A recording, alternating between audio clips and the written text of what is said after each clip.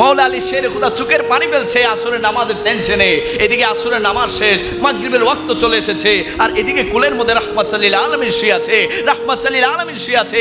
টেনশনে চিন্তায় চোখের পানি পড়ে যায়। ওই চোখের পানি যখন দয়াল নবীর চেহারা মোবারকের মধ্যে পড়ে, আমার নবী চক্ষু মোবারক খুলে বলে, ও আলী, রাহমাতুল লিল আলামিন তোমার কোলে ঘুমাচ্ছে আর তুমি বসে বসে কান্না করছো। মাওলা আলী শেরে খুদা বলতে লাগলেন, ইয়া রাসূলুল্লাহ, ইয়া হাবিবাল্লাহ, আসরের ওয়াক্ত শেষ হয়ে গিয়েছে, মাগরিবের ওয়াক্ত শুরু হয়ে গেছে, ইয়া রাসূলুল্লাহ। এদিকে আসরের ওয়াক্ত শেষ, যদি আসরের নামাজ না পড়ি আল্লাহ তাআলা গুসা হবে। এদিকে যদি আপনার ঘুমের ডিস্টার্ব হয়, আপনার অন্তরে কষ্ট আসবে, ইয়া রাসূলুল্লাহ, আমি এদিকে যাব নাকি ওইদিকে যাব, এই চিন্তায় পেরেশান হয়ে আমার চোখ দিয়ে পানি বের হয়ে গেছে, ইয়া রাসূলুল্লাহ। যদি জানতাম আমার চোখের পানির কারণে আপনার ঘুমের ডিস্টার্ব হবে, ইয়া রাসূলুল্লাহ, আমি আমার মৃত্যু পর্যন্ত আর চোখের পানি ফেলতাম না। জুড়ে বলি না সুবহানাল্লাহ।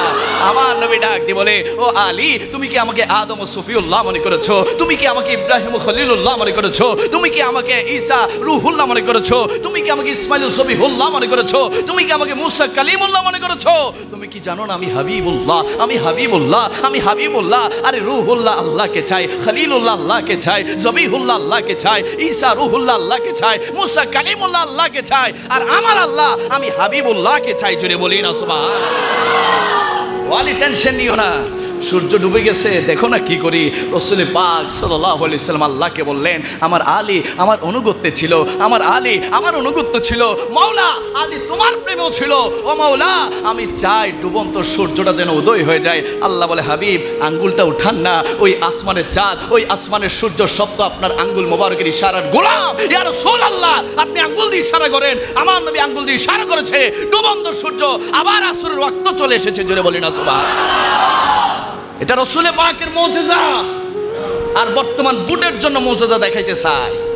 নাউজুবিল্লাহ বলি না, এগুলো হচ্ছে ভণ্ড জালেম, হুমকি দিয়ে কথা বলে।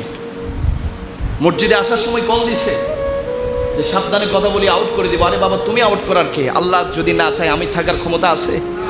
আমরা সুন্নিরা কি গুলি বন্দুক এগুলার ভয় পাই? আরে বাবা, সারা বাংলাদেশে সফর করছি শুধুমাত্র আমার নবীর প্রেম নিয়ে। সারা বাংলাদেশে হক কথা বলে যাচ্ছি, আহলে সুন্নাত ওয়াল জামাতের কথা বলে যাচ্ছি, ইহদিনাস সিরাতাল মুস্তাকিমের কথা বলে যাচ্ছি, মা আনা আলাইহি ওয়া সাহাবীর কথা বলে যাচ্ছি, শুধুমাত্র আমার আল্লাহ এবং রাসূলুল্লাহর দয়া নিয়ে। ঠিক কি না?